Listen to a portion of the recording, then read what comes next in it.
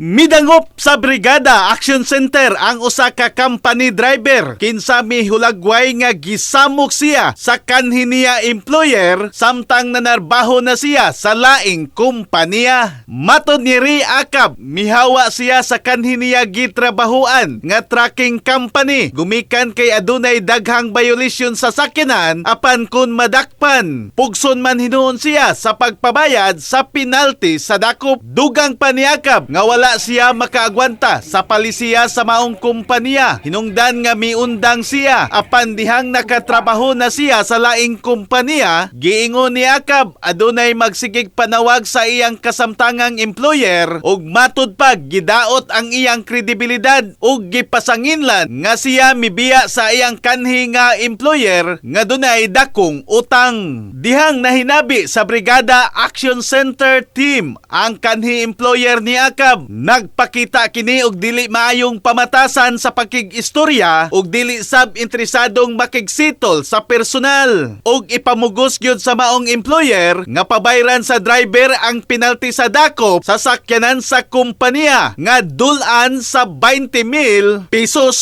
In the heart of changing lives, ako si Brigada Alan Tangkawan sa 90.7 Brigada News FM Cebu, the Music and News Authority.